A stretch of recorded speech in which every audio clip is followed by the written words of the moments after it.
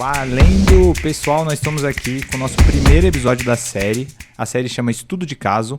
É uma série do podcast Ribeirão Podcast que nós apresentamos. Diferente do Ribeirão Podcast, que a gente foca no empresário que tenha vínculo com a região e com a cidade específica de Ribeirão Preto, nessa série nós focamos na empresa, a empresa do empresário. Então a empresa aqui é o personagem principal. E hoje, para apresentar para vocês e para inaugurar essa série, nós vamos trazer a Sonar, que é uma empresa nossa. E para começar a falar da Sonar, eu acho muito importante falar da ferramenta principal que ela usa, que chama Power BI. Power BI, para quem não conhece, é uma ferramenta da Microsoft para apresentação de dados. Então ela é como se fosse o final de toda uma parte de data design, que a gente chama, que é o tratamento dos dados. Então no Power BI você consegue ver os seus dados de forma muito mais simplificada. Eu acho que nada melhor do que contar da empresa, contar da montagem dela e contar do que levou a empresa a se tornar o que ela é.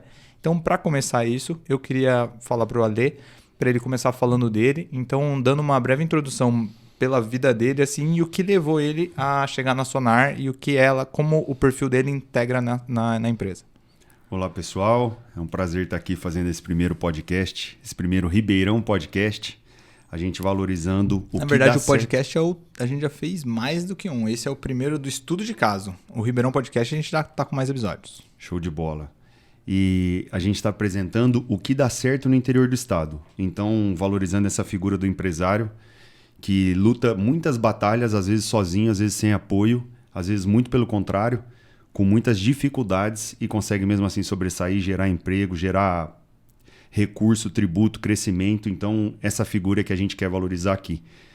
Pessoal, a convite do Gabriel, a gente começou a gravar esse podcast e hoje, com esse novo cenário de estudos de caso, a gente vai tentar ilustrar um pouco do que a gente faz no dia a dia para ver se a gente ajuda você que está aí do outro lado e que vai compartilhar sua experiência com a gente.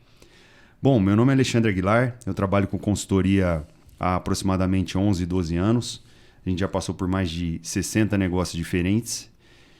E consultoria é uma situação muito abrangente, né? A gente paga uma conta que não é nossa.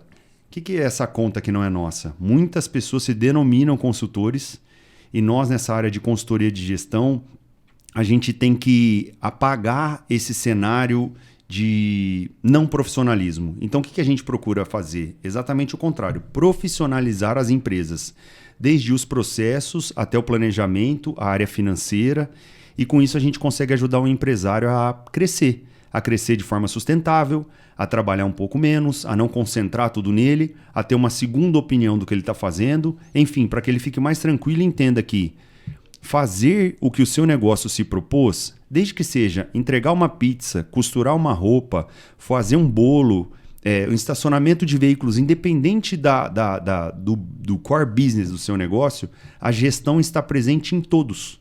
E a hora que você começa a executar, que você passa para o outro lado do balcão, você entende que mesmo que você tenha se formado como um advogado, um médico, um engenheiro, quando você passa a ser dono de um negócio, aquilo que você aprendeu na faculdade corresponde a uma parte pequena do negócio e a gestão corresponde à maior parte dela. E ninguém te apoia nisso. Então é aí que entra o nosso papel de te apoiar no modelo de gestão sustentável. Gabi, acredito que é por aí que você estava me perguntando, né? Isso. Essa foi sua escola, né? Então você começou com consultoria, depois de se formar e trabalhou bastante tempo com consultoria. Eu queria que você fizesse a ponte entre como a consultoria te levou para a Sonar e o que você acha que essa sua bagagem trouxe para a empresa, para agregar no produto. Tá. Eu sou formado, na verdade, em publicidade e propaganda, sou pós-graduado em marketing pela USP e sou especialista em consultoria de gestão por uma empresa canadense chamada Thompson Management. E foi ali que eu já fazia consultoria de gestão. Eu descobri isso conversando com amigos e com colegas, e aí você via que você contribuía de um lado, de outro, mesmo que de um jeito informal, mas as pessoas acabavam colhendo alguma coisa e tendo aquele resultado, aquele benefício. Até que surgiu uma proposta para eu fazer uma empresa de salgadinhos, ajudar uma indústria de salgadinhos a se organizar. Eu aceitei o desafio, nunca tinha feito nada, e essa indústria simplesmente dobrou de tamanho. E aí, quando ela dobrou de tamanho, eu vi o poder em a consultoria mudar a vida das pessoas. Porque esse cara contratou o dobro de pessoas, trabalhou menos, mudou a vida dele, como foi em N outras situações. Só com pequenos ajustes. Então ele era um empresário, nosso amigo, muito esforçado, chamava Salgadinhos de Casa. O Zé Carlos, nosso amigo, foi meu primeiro cliente. E aí, nesse caso, a vida dele se transformou com pequenos ajustes. Então a gente brinca, a gente faz uma analogia que nós somos médicos de empresa. Nessa situação, essa medicina na área da gestão foi evoluindo ao longo do tempo e a gente foi entendendo também esse negócio. Depois que eu fiz essa especialização em consultoria de gestão, eu tive a certeza de que a gente estava no caminho certo. E aí você vai entendendo a necessidade do mercado, porque isso vai mudando. Em 10 anos, o mercado, o modelo de gestão mudou. E o primeiro paradigma que foi quebrado é: a administração não é ciência exata. Se isso acontecesse, empresa nenhuma quebrava.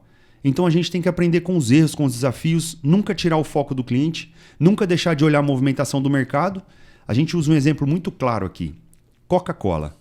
Coca-Cola é uma empresa que está há muito tempo num cenário de auge, de líder de mercado, e todo mundo acha que ela sempre esteve lá ou que é por conta do marketing que ele investe muito que ela está lá, e não. Se você for pensar que antes Coca-Cola só era vendida como Coca-Cola e hoje ela tem 4 ou 5 produtos no portfólio para atender o mesmo mercado, ou seja, Coca-Cola, Coca-Cola Light, Coca-Cola Light Lemon, Coca-Cola Plus, Coca-Cola Zero, porque ela foi entendendo essas nuances, essas mudanças. Então, se ela tivesse ficado parada no tempo, hoje ela teria menos de 20% do mercado que ela ainda tem. Bom, basicamente é isso. E a gente foi evoluindo junto com esse modelo de gestão e nessa evolução a gente tomou conhecimento da plataforma do Power BI. Isso aconteceu de uma forma muito natural, por quê? Quando a gente saía do negócio, quando terminava o planejamento, a gente não deixava ali dentro um legado em relação ao controle de dados. Nenhum gestor é capaz de fazer uma gestão eficiente sem indicadores. Nenhum. Então, por mais que a gente desenhe processo, modele isso, os números que a gente consegue medir, seja eles qualitativos ou algum indicador quantitativo, ele precisa ter uma gestão por trás. Então a gente foca cada dado naquela área específica. Depois disso, o gestor tem alguma inteligência por trás para que ele consiga olhar aqueles números e gerir o todo. A gente hoje tem a plena consciência de que muitos dados não trazem benefícios. Então a gente precisa escolher poucos, mas sermos assertivos. Porque senão é aquela pessoa que fala: eu trabalho de sábado, domingo, não tenho horário, não consigo ver os meus filhos, mas na verdade acaba não tendo resultado. Por quê? Porque o foco dela está errado. E aí nessa sintonia o Power BI veio porque ele é uma ferramenta. Então hoje, se a gente for olhar dentro de uma empresa, quantos sistemas eu tenho? Geralmente eu tenho um ERP, que é um software que faz a gestão disso. Eu tenho de repente um sistema de ponto. Eu tenho um CRM que controla a gestão da minha carteira. Eu tenho aplicativos que também são gadgets que me ajudam nessa gestão. Às vezes tem algum controle logístico paralelo, planilhas que fazem isso. E como que eu olho tudo isso? O Power BI veio para unificar, para juntar, para unir e para criar correlações. O que é o nosso papel? Dizer qual dado é relevante. Não adianta nada você ir, olhar essa ferramenta maravilhosa que é o Power BI, olhar um painel maravilhoso e não saber até onde ele te leva, o que você ganha com aquele dado, qual o benefício direto que você vai ter em relação àquilo. Então, o nosso papel hoje na consultoria é conseguir olhar tudo que a gente já olhou. Só que hoje a gente tem uma ferramenta para jogar esse dado para dentro. E aí que a Sonar veio e incorporou e a gente consegue jogar esse legado, deixar esse legado dentro de cada cliente que a gente passa. Perfeito, boa. Fazendo a mesma ideia contrária, eu me formei aqui na USP de Ribeirão em Economia e Contabilidade. Aí depois eu fui para o Itaú. Isso, putz, tô ficando velho, acho que faz uns 12 anos. Faz uns 12 anos mais ou menos. Você tá ficando velho, vou ficar depressivo agora você falar isso. Então, por aí mesmo. E aí no Itaú, na época que eu trabalhava, a gente não tinha essas ferramentas. Então não tinha, o Power BI, por exemplo, não existia. Então a gente trabalhava com os dados já, com os mesmos dados que estão disponíveis hoje, só que de uma forma muito mais manual. Então eu rodava num programa chamado R, rodava os dados e aí trazia eles menores e já de alguma maneira analisados para o Excel. Do Excel eu montava PowerPoints, então eu rodava um trabalhão enorme para poder depois fazer boas apresentações para os diretores reportarem resultados ou verem a meta da área de vendas, essas coisas, só que de uma maneira muito mais difícil. Depois disso eu fui trabalhar com outras coisas, fui empreender no ramo de alimentação, que pode até ser um estudo de caso futuro, mas... Que, aliás, diga-se de passagem, pensa num projeto bem sucedido chamado Bar do Peixinho e Peixinho Oriental. Melhor comida japa que tem na Zona Leste. Já que ele nem ganha desconto para comer lá, viu? Isso é verdade. Ganhasse, então a propaganda ia ser 10 vezes melhor. Mas aí depois de um tempo de já estar empreendendo, eu fui para essa área de consultoria. E eu vi a mesma coisa, só que eu via que mais do que isso, né? As empresas elas têm muitos dados e às vezes elas acabam não conseguindo gerir todos os dados. Então acaba sendo muito difícil para a gente como consultor ter que prestar um serviço ou mostrar alguma direção porque os dados estão lá, mas estão de uma maneira muito dispersa. Então a gente acabou vendo o Power BI como uma forma de trabalhar melhor as coisas que a gente já fazia. Então, para isso, eu trouxe uma frase de um cara que chama Deming. Deming, ele era engenheiro, ele trabalhou na engenharia da qualidade. Quando teve a Segunda Guerra e o Japão foi destruído, ele foi chamado para o Japão para ensinar a gestão de qualidade para as fábricas japonesas de carro. Depois dele que surgiu o toyotismo. Então, o Japão deu uma medalha para ele pela contribuição que ele fez para o Japão, para o modelo de gestão japonês. E o toyotismo ele se encaixou muito mais no Japão do que em qualquer outro lugar. Mas enfim, ele é contemporâneo do Peter Drucker. O Drucker é um papa da administração, que todo mundo nas faculdades de administração com certeza estuda. E o Drucker ele falou uma coisa assim, ó, que se você não pode medir, não pode administrar. Essa foi a frase do Drucker. Que foi na mesma época que o Deming falou uma frase que é parecida com essa, só que eu acho que explica melhor. Que é assim, ó, não se gerencia o que não se mede. Não se mede o que não se define. Não se define o que não se entende. E não há sucesso no que não se gerencia. Então, para mim, ele resume muito o que é a Sonar em si. Porque, primeiramente, ele começa aqui, ó, não se define o que não se entende. Então, a gente, quando chega na empresa, o que a gente tenta fazer é entender a empresa, trazer da pessoa, dos funcionários que estão lá, como é o dia a dia deles. Por isso que a Sonar em si, ela chama Sonar Data Design, porque a gente tenta trazer o design, que nada mais é do que a cocriação com o usuário final. Então, no design, ele não tem a figura do herói criativo. Então, o consultor na área de design, ele não chega lá e ele tem as ideias e ele implanta projetos e ele faz a consultoria sozinho. Não. Muito mais do que isso, ele tenta facilitar as ideias que já tem na ponta. Então, todas as empresas, nos funcionários, em quem está no dia a dia, é onde estão as melhores ideias. Então, um consultor que tem essa visão, que é o que a gente tem na empresa de Design Thinking, ele passa muito mais para pegar essas ideias da ponta e trazer essas ideias para a administração central.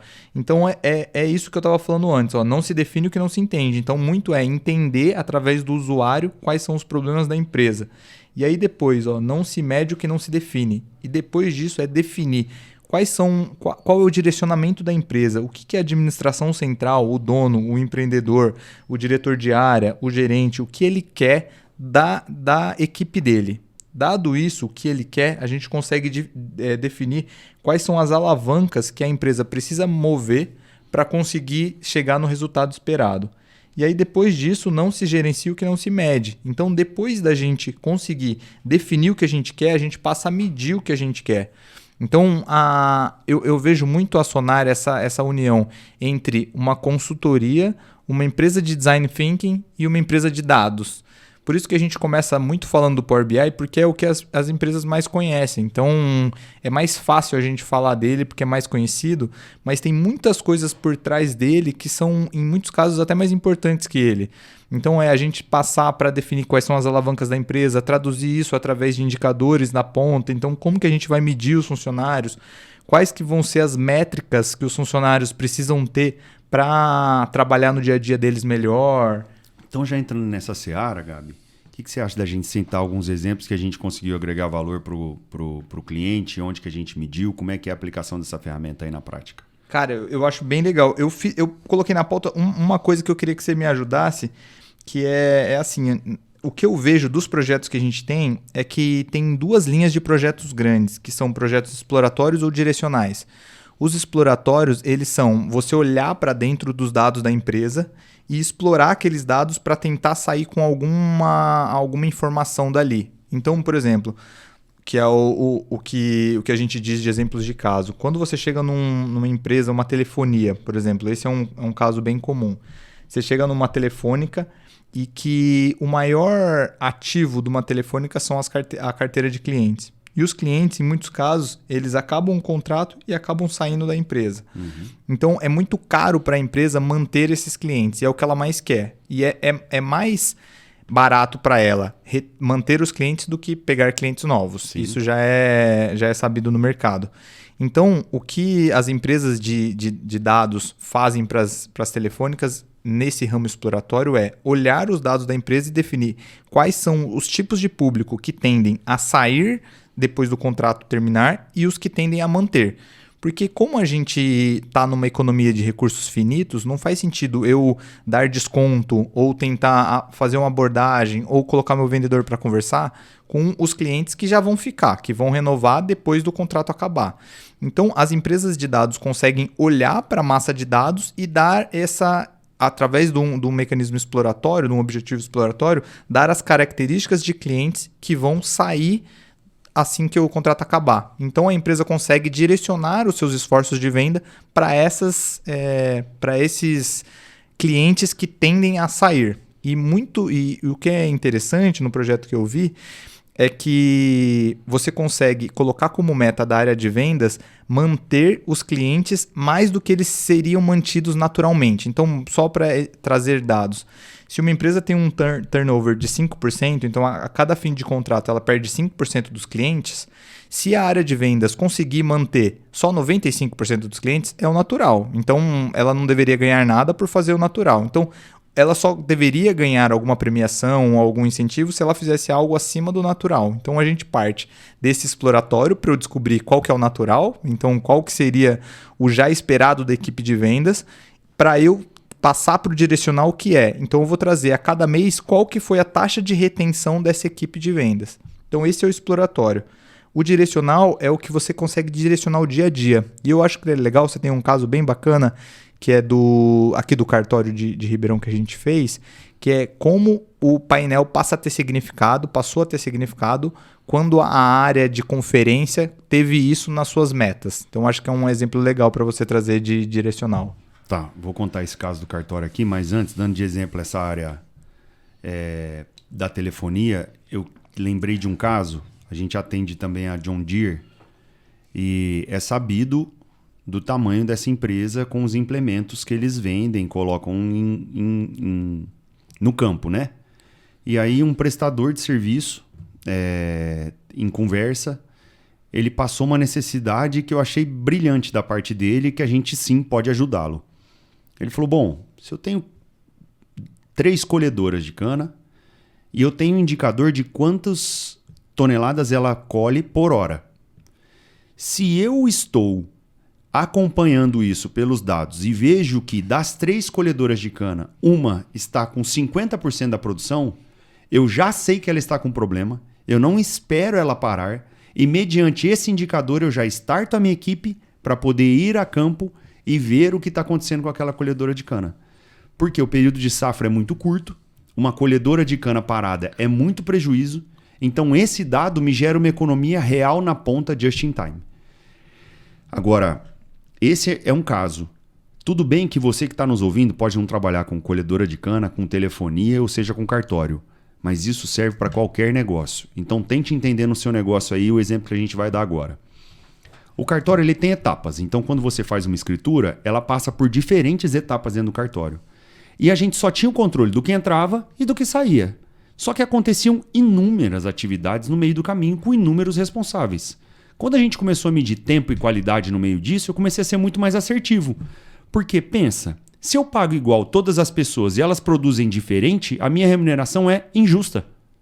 É por isso que a gente bate tanto, e esse viés a gente trouxe da consultoria, na remuneração variável ou bonificação. A gente premia o bom trabalho e, por consequência, quando esse bom trabalho não acontece, essa pessoa não recebe esse bônus. Então, se você está dando um plus, consequentemente, você pode doutrinar para onde ele vai. Então, a pessoa não perde o salário dela, mas se sente motivada a produzir mais. Então, 2 pessoas trabalhando lado a lado com produtividades diferentes recebem valores diferentes, o que motiva o bom trabalho e, por consequência, o time produz mais. Nesse caso, a gente passou a ter uma etapa de conferência onde a gente mede num painel tudo que foi certo e errado. Então, eu fiz 10 escrituras. Dessas 10 escrituras, quantas eu tive erro? 1, 2, 3, 4 ou 5? Vezes 15 escreventes, vezes 30 escrituras por mês, você imagina o nível de assertividade que a gente passou a ter.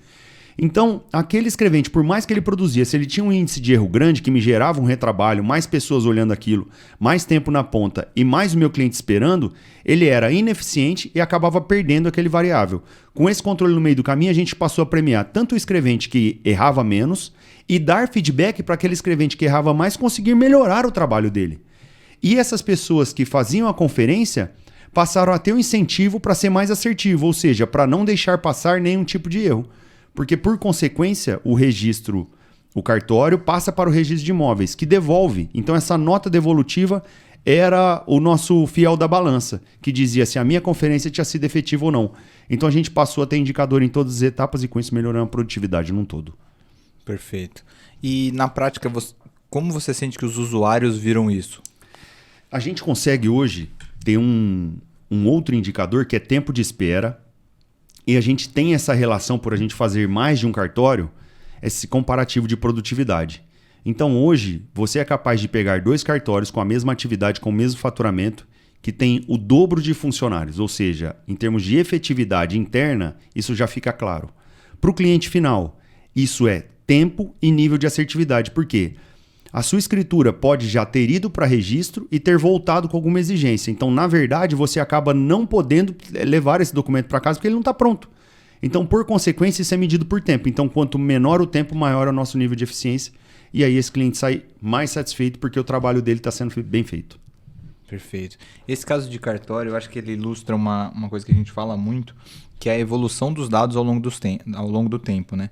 Se a gente for voltar uns 20 anos atrás, 30 anos atrás, a gente tem empresas que acabavam não tendo dados. Então, eu tenho o exemplo do meu pai tinha uma padaria. E padaria, meu pai dizia que o dono tinha que ficar o tempo todo, porque não tinham sistemas na época. Então, meu pai tinha que ir lá às 5 horas da manhã receber a farinha, ajudar o padeiro. Fora o padeiro de madrugada, né? Então era às 5 da manhã, eu acho que a farinha chegava, que é quando eles começavam a fazer os pães, eu acho que 6 horas tá pronto, uma coisa assim, 5 ou 4, enfim. Mas ele chegava com o padeiro, ele que abria a padaria. E aí recebia a farinha, enfim. Eles não tinham, o sistema não existia. Então, nessa época, a gente não tinha informação, mas também não tinha dados. Então, a falta de dados me gerava uma falta de informação. Perfeito. Isso ao longo do tempo foi mudando. Então foram sendo criados os ERPs, que a gente chama, que são os sistemas que controlam a empresa inteira. Então no mesmo sistema a gente tem a parte de faturamento, tem a parte de RH, ela tem várias áreas dentro de um sistema só. E esses ERPs acabaram ficando muito populares. Então a gente vai ver que a maioria das empresas hoje em dia, pelo menos todas as empresas com que a gente trabalha, elas já têm um ou mais sistemas de ERP. Só para ilustrar para quem está aí, para quem nunca viu um ERP, ERP nada mais é do que um sistema integrado. Então, se você tem um sistema, mesmo que mínimo, de gestão, que você imputa os seus dados, ele pode ser um software que ainda não é um ERP porque é integrado, mas basicamente ele vai exercer quase que a mesma função. Perfeito, exato. Então todas as empresas hoje em dia trabalham com algum software. Até para emissão de notas, né? Que daria para você fazer na mão, mas acaba sendo inviável, dependendo do porte da empresa. Então acabou se popularizando esses ERPs. E o que aconteceu é que os ERPs focaram muito nessa coleta de informação e nessa informação em si. Nessa época ainda não existiam os BIs, que a gente chama, né? Os sistemas de Business Intelligence, que é a tradução do inglês de BI. E então acabaram surgindo outras fontes de informação fora do ERP, que é uma coisa importante de destacar, que é, por exemplo, sua rede social é uma fonte de informação, o seu CRM, que muitas vezes é separado, às vezes você tem uma empresa maior, já tem um Salesforce fora do ERP, então não tem essa integração nativa. O CRM também é um sistema de relacionamento com o cliente. Perfeito. É Customer Relationship Management. Nada mais é do que é um nome sistemático, mas é uma gestão de relacionamento com o cliente. Então, por exemplo, é para você dar indicadores de quando você falou com aquele cliente, o que aquele cliente deu de resposta, porque imagina, eu e o Gabriel estamos na mesma recepção. Você ligou, o Gabriel atendeu. A hora que você vai até a empresa, toda a informação que você deu para o Gabriel, se ela não tiver em lugar algum, ela foi embora com ele. Então você, como empresário, como corporação, precisa ter essa informação com você, no corpo do negócio. E o CRM é voltado exatamente para isso, para a gestão de relacionamento com o cliente. Perfeito. Uma coisa importante de falar é que hoje o valor da empresa está muito nos dados. Perfeito. As pessoas até falam que os dados são o novo petróleo. Então, na verdade, você não ter na empresa a informação que está na cabeça do seu funcionário, você está perdendo dinheiro. Você não consegue usar tão bem e a gente está descobrindo que o ser humano ele é pouco produtivo para armazenar dados, ele é bom para criar conexões. Então, se você exige que o seu funcionário guarde o nome do cliente, o que aconteceu no relacionamento com ele e não passe isso para um lugar que ele possa ler, você está ocupando a cabeça dele muito mais do que você poderia ocupar se você tivesse um CRM que tivesse todas as informações do cliente, o cara batesse o olho, lembrasse algumas coisas e pudesse usar a cabeça dele para criar novas coisas, satisfazer melhor o cliente, trazer um sucesso melhor do cliente em relação à empresa. Então, é muito importante que você tenha todos os dados que a empresa gera, eu acho que gera a palavra, gera através de sistemas, né? E não na cabeça dos próprios funcionários. Sim. Então, aí o que acontece? O CRM foi criado, então hoje a gente tem sistemas enormes de CRM, a gente tem, como eu já falei, as redes sociais, a gente tem o RP, a gente tem o sistema de ponto, o relógio de ponto, então a gente acaba tendo muitos silos de informação. Então a gente diz que na época de hoje a gente continua não tendo informação, só que agora com muitos dados. Então é muito possível e na verdade eu diria que é o mais comum você ter muitos dados e não transformá-los em informação. Então é muito disso o nosso trabalho, que é passar por entender a empresa inteira, ver na onde que estão os dados dela, ver as conexões que são possíveis e trazer isso para o dia a dia. Eu até queria complementar, porque seguindo a ordem de evolução da gestão e dos dados, nessa área de tecnologia, a gente tem, às vezes, complementos que a gente está chamando essa plataforma. A gente está chamando, não. Existe uma plataforma chamada Power Apps, onde tem muitas necessidades que a gente está conseguindo resolver por eles. Então, por exemplo, uma necessidade simples: agendamento. Hoje, a gente tem um caso de um cliente em São Paulo que ele tem um número de salas finito. E as pessoas que estão agendando, a capacidade de receber pessoas lá é muito menor do que a geração de demanda. Então isso me gera uma necessidade de organização. Qual que é o detalhe? Essas pessoas que agendam, elas agendam em períodos diferentes, em momentos diferentes e são pessoas diferentes de setores diferentes. De repente, quando eles chegam com um cliente que não avisou, ou quando eles vão passar a informação para a menina que centralizava isso, já gerou conflito, ou esse cliente já está esperando. Então, quando a gente consegue ter um sistema integrado de agenda aonde, no momento onde você tem aquela necessidade, você consulta se há espaço ou não e já dá o feedback do seu cliente para não fazê-lo perder tempo. Olha o quanto é ruim você trazer um cliente até o seu negócio, ainda mais um deslocamento numa cidade com uma dificuldade logística enorme, que é São Paulo, chegar lá você não conseguir atender bem ele. Você pode ter feito tudo corretamente no meio do caminho. Essa etapa já vai fazer com que a percepção de valor dele diminua muito. Então, a gente viu essa necessidade, produzimos um Power App, produzimos um app específico para ele, integrado no nosso painel, que está resolvendo uma dor. E assim estão vindo outras demandas também, complementares ao BI. Isso, perfeito. Por isso que a gente se denomina de Data Design, né?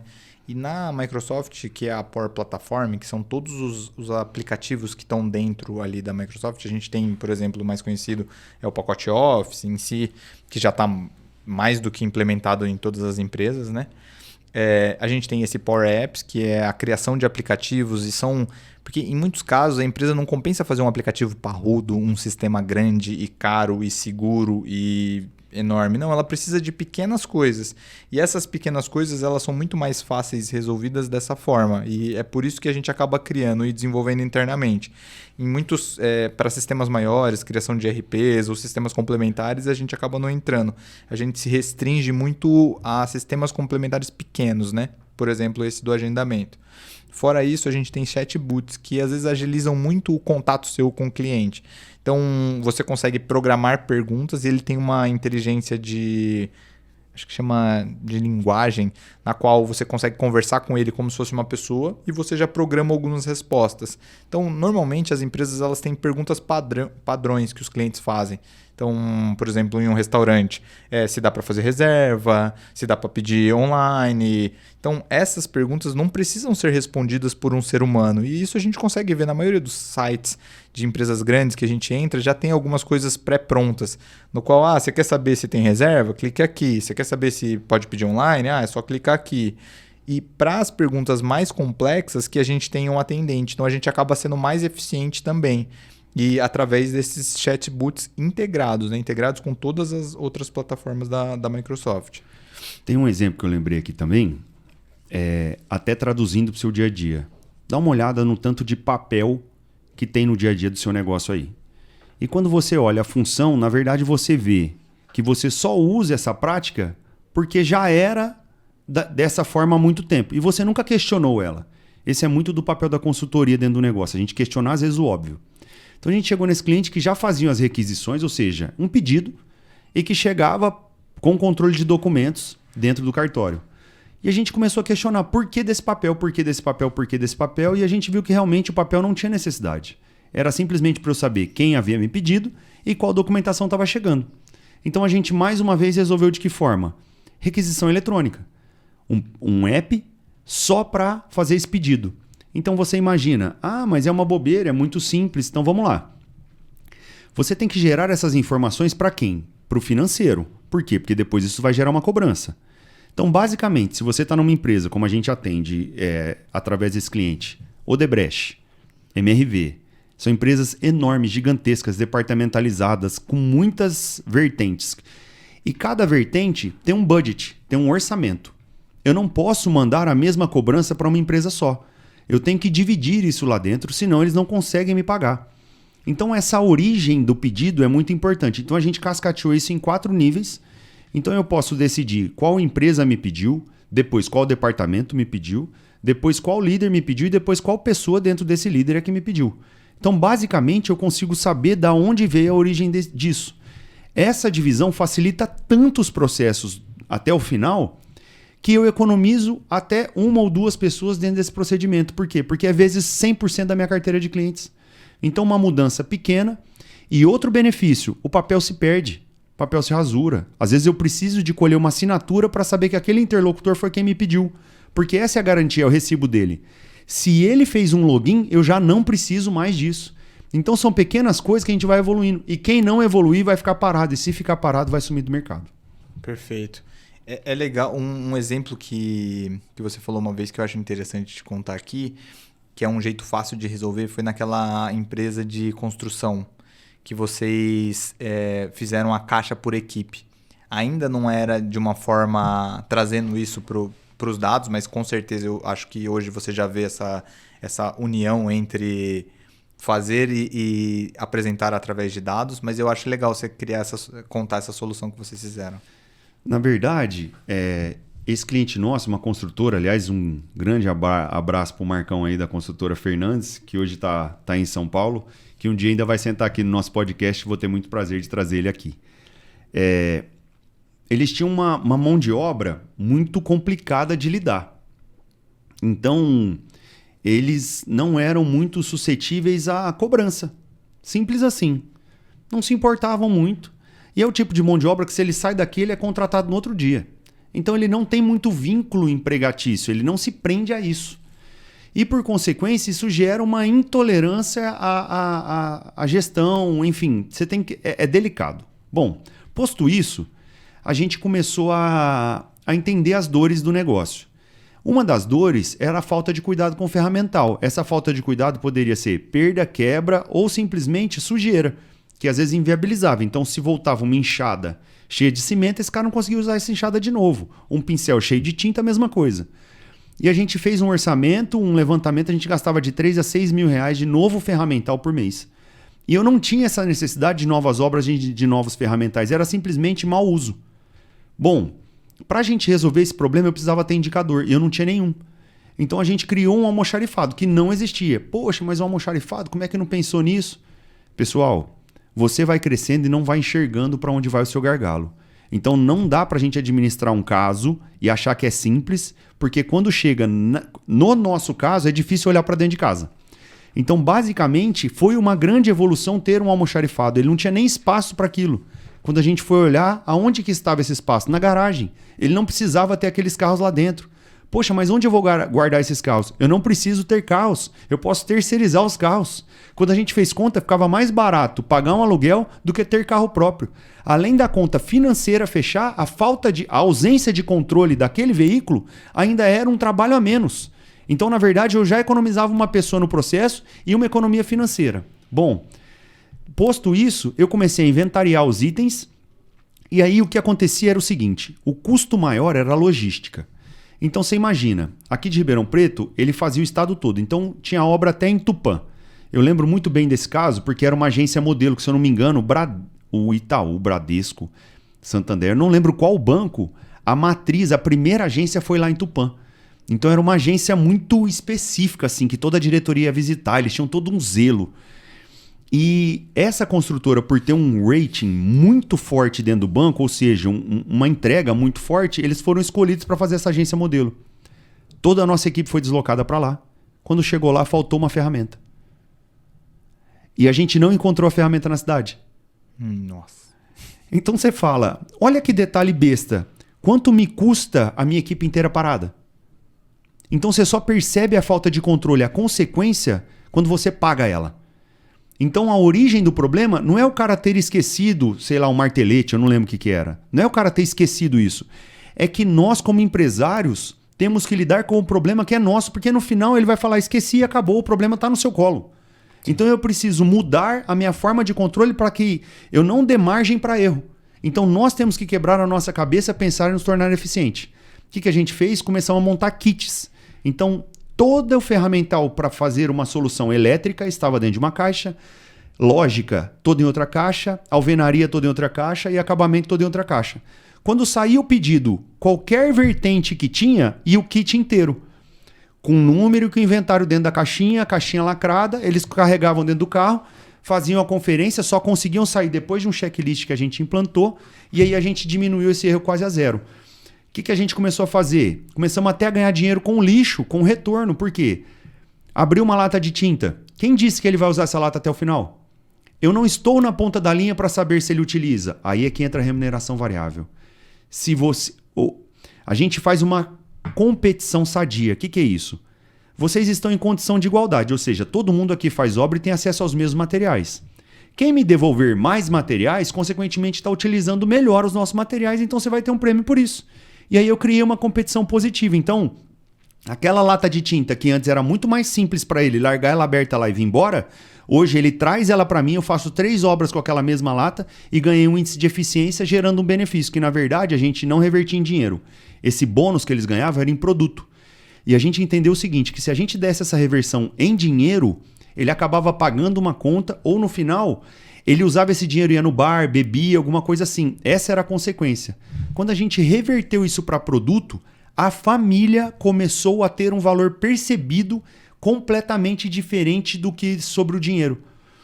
Porque quando ele chegava com o eletrodoméstico, não tinha como ele sumir com aquilo. Ele era obrigado a levar para casa. A esposa dele passou a ser uma influenciadora do trabalho. Porque quando no final de semana ele deixava de vir trabalhar, ia arrumar um atestado, alguma coisa assim, a família brigava com ele. Então ele começou a ter uma pressão familiar positiva por conta de um incentivo que a gente deu ali dentro. Então foram vários ganhas-ganhas e que a gente foi entendendo, que foi um escopo maravilhoso. Eu não vou dar mais spoiler porque eu quero que o Marcão conte o dia que ele vier aqui. Mas vendo com a sua visão de hoje, através de dados, o que você faria diferente? Como você implementaria essa solução? Você já pensou como fazer... da forma de hoje, né, com as ferramentas que a gente tem hoje? É que, na verdade, a gente fez a implantação do ERP para eles também que não teria. Então, o que agregaria? Você imagina que a gente fez na unha o retorno de obra, porque é o seguinte, pensa que você é um prestador de serviço. Não, você faz um bolo. Você vende aquele bolo por R$35. No dia que você foi formar o seu preço, você estimou que você gastaria 15 por bolo. Você faz 10 bolos no mês. Você não sabe quantos custaram 14, quantos custaram 15, quantos custaram 20. Uhum. Então, se a gente faz um controle de retorno, que é o que a gente fez com obra, a hora que eu voltei, eu estimo se as horas que eu coloquei no meu orçamento foram exatamente as horas que eu cumpri. Perfeito. Se o material que eu usei lá realmente é o material que eu usei. Ou seja, se sobrou ou se faltou. Então, quando a gente tem o controle de retorno, eu vejo se o meu orçamento foi assertivo ou não. Se eu tenho isso num painel Se eu tenho isso no meu celular, just in time ali, ou atualizado 8 vezes por dia, imagina o nível de assertividade para eu ajustar o meu orçamento para a próxima. Perfeito, verdade. Então o ganho de escala é absurdo. E agora, fazendo isso no papel, na unha ou no feeling, como todo mundo acha que é capaz de fazer, como é que você gere? Então esse cara, com tecnologia hoje, ele seria muito, muito mais competitivo do que qualquer outro dentro desse negócio. Perfeito. Uma linha que eu acho que tem bastante dado é a parte comercial, né? Então, você trazer dados para os comerciais, você acaba tendo uma efetividade muito boa. Com certeza. Você consegue trazer um exemplo disso? Vamos num bate-bola, que eu acho que do cartório, das equipes de venda, eu acho que é legal. Esse lance de trazer o resultado de cada gerência também foi interessante. O cartório não tem muito um lado comercial, né? Da gerência, sim. O que a gente fez foi... Pensa que você, na hora de escolher os dados que você vai trazer para o Power BI, você não precisa ver todos. E na hora de escolher o dado que o seu gestor vai ver, você tem que ver onde ele tem exata influência para poder ter um resultado melhor no final da linha. Então, por exemplo, um cara que trabalha com logística. Se ele tem um time de 10 caminhões, ele não precisa ver os 100.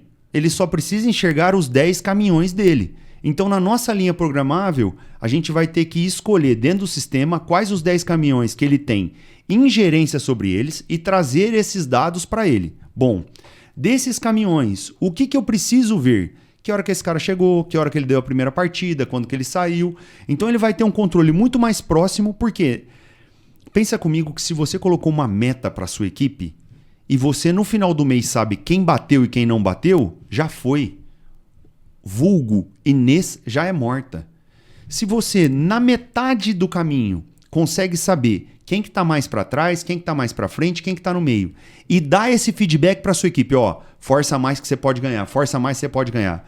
De 10 pessoas que chegariam na linha de chegada, você consegue transformar isso em 20, 30, 40, 50.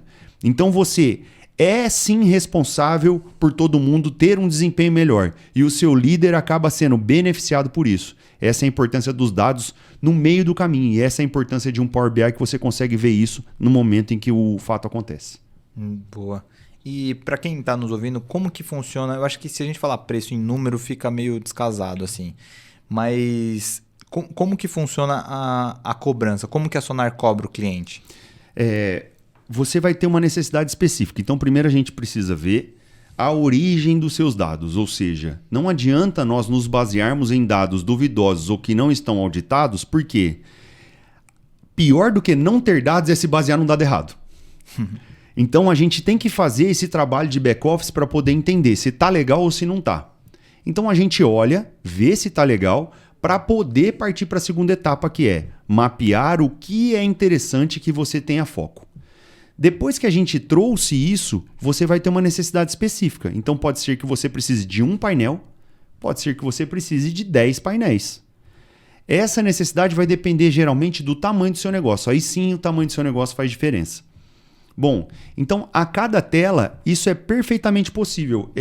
Vai custar, sei lá, um funcionário seu vai custar 3, 4 meses do salário de um funcionário médio seu. Só que você vai pagar isso só uma vez, que é para a gente produzir essa tela. Fizemos a tela, ela é sua, de sua propriedade. Aí vai ter uma manutenção, que essa manutenção é metade de um salário, é bem em conta, cabe em qualquer orçamento. Então é perfeitamente possível para todo mundo que está ouvindo a gente aí. Perfeito. Uma coisa legal que é interessante para as empresas que são um pouco maiores é que muitas vezes a gente acaba tendo as informações, só que só através de relatórios. Então, você acaba tendo que tirar relatório, e aí você não consegue ver relatório o tempo todo, e tem esse custo humano, né, de tirar o relatório e de fazer. Então, a gente também tem o serviço que a gente chama de construção de data lake, que é, eu vou olhar todos os dados da empresa e vou colocar eles para dentro de tabelas que não são do seu sistema ERP e muitas vezes de sistemas legados. Então a empresa tinha um sistema e passou a ter outro sistema. nós extraímos os dados de todos esses sistemas e criamos um que eles chamam de data lake, mas é como se fosse, pense como uma caixa d'água, com todos os dados e os dados já rotulados. Então, daqui vai vir o seu dado de venda, daqui vem seu dado de custo, daqui vem seu dado da controladoria, daqui vem seu dado do RH. Então, todos os dados já parametrizados e rotulados.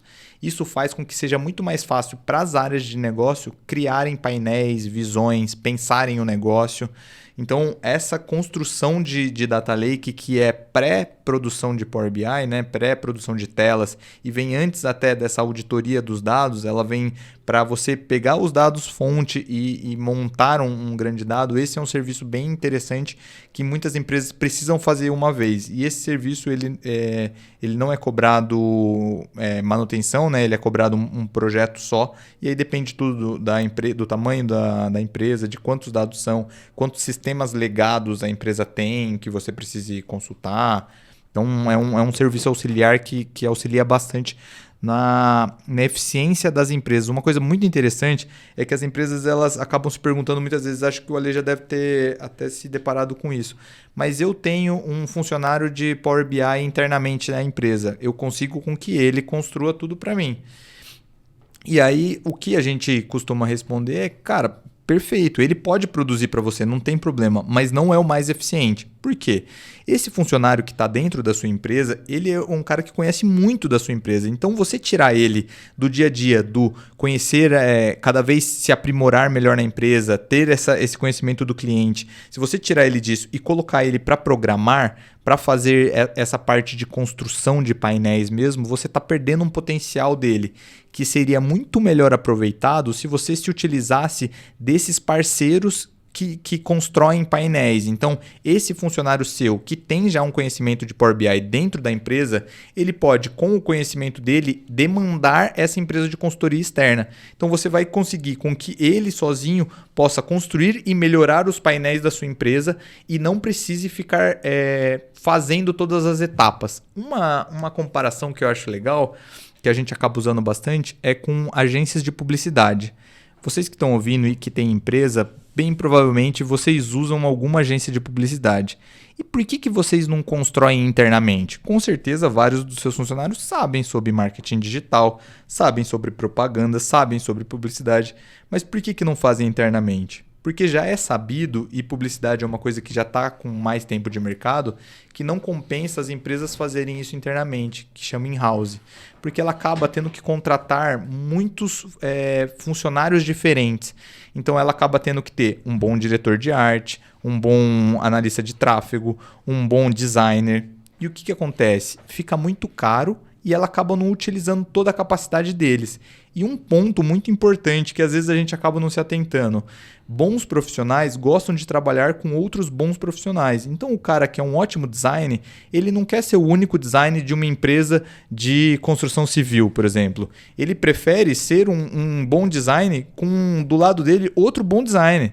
Então por isso que as agências de publicidade acabam conseguindo atrair melhores talentos do que in-houses.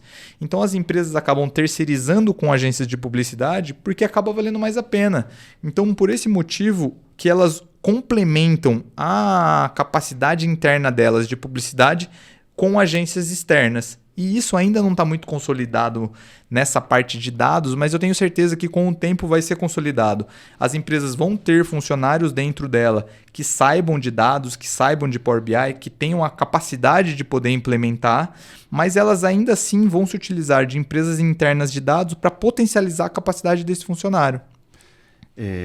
O Gabi está colocando bem aí a situação que realmente aconteceu no mercado de publicidade. Eu só quero dar um outro viés, que é o seguinte: se a gente mal tem tempo para focar naquilo que a nossa expertise manda, ou seja, no que você tem que fazer, você vai tomar tempo, mudança de foco, fazer a gestão de uma outra área que você não tem expertise. Então hoje eu vejo dois caminhos. Primeiro que às vezes o mercado... Se a gente comparar o mercado daqui com o mercado norte-americano, por exemplo, menos de 5% das empresas hoje tem Power BI. Se a gente for pensar que lá eu já estou em quase metade do mercado, imagina o tamanho do crescimento. Então, se você nunca ouviu falar dessa ferramenta, você está atrasado.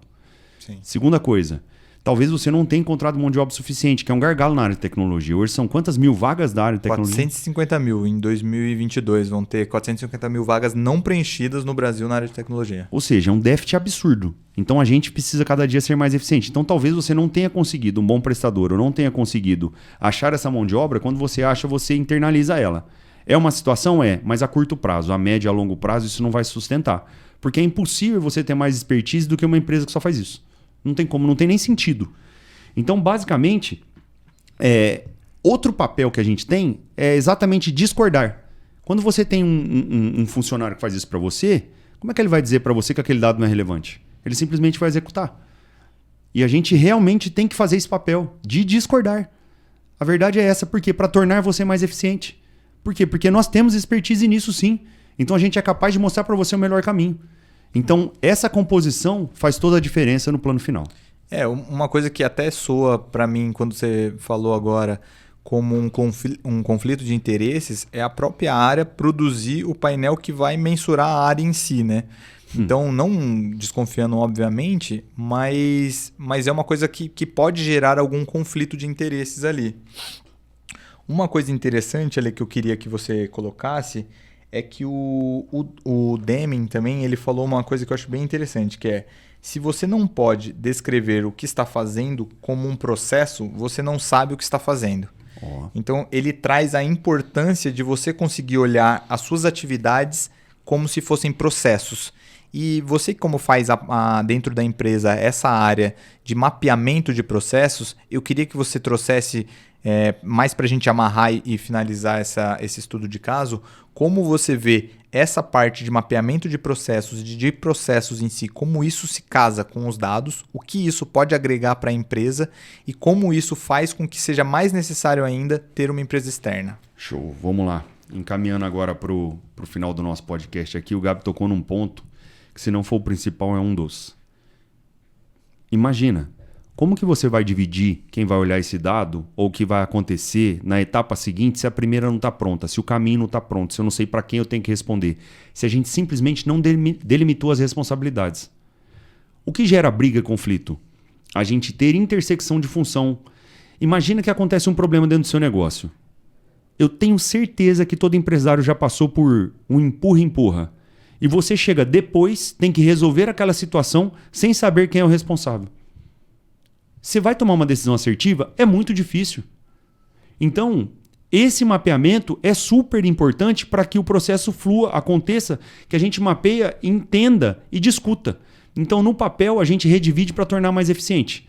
Então, essa situação de desenhar o caminho é muito simples. Quem nunca teve familiaridade com desenho de processo, eu digo para você, você já fez isso muitas vezes. A sua mãe já fez isso muitas vezes. A sua avó faz isso todo dia. Sabe como? Como é que ela passou um processo de mãe para filha? Na receita.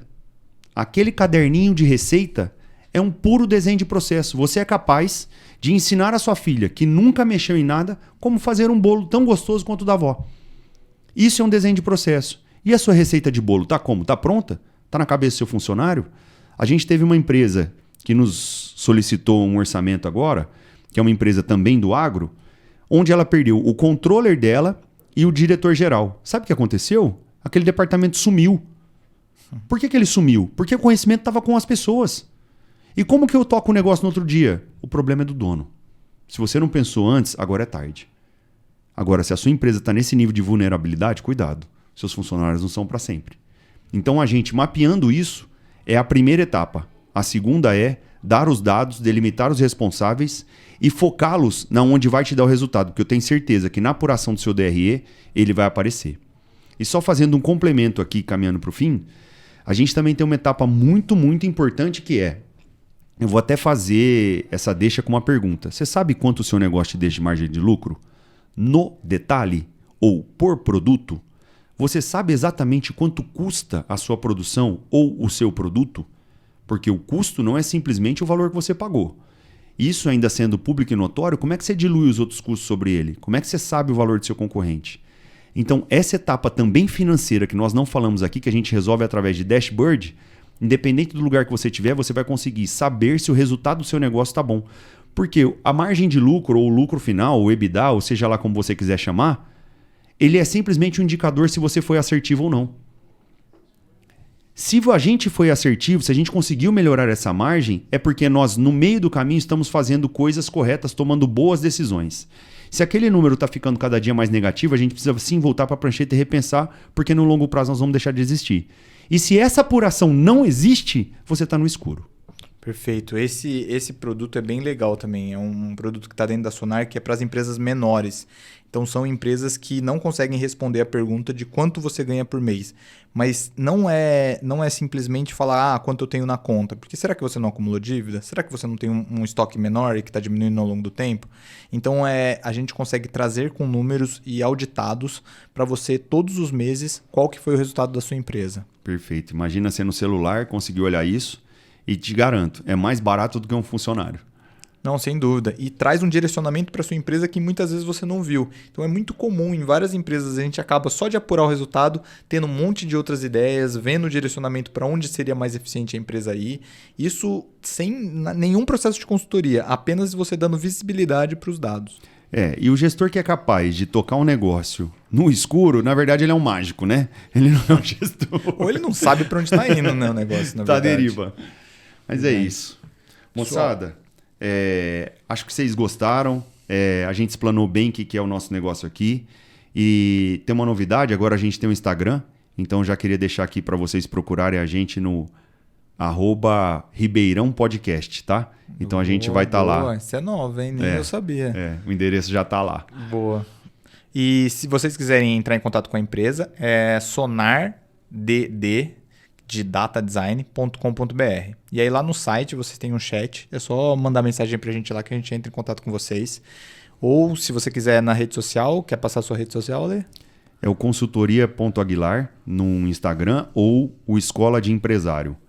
E também vocês podem deixar aqui embaixo nos comentários do YouTube também o caso de vocês. E se a gente achar interessante, a gente comenta aqui no próximo podcast. E onde que te acha, Gabi, na rede social?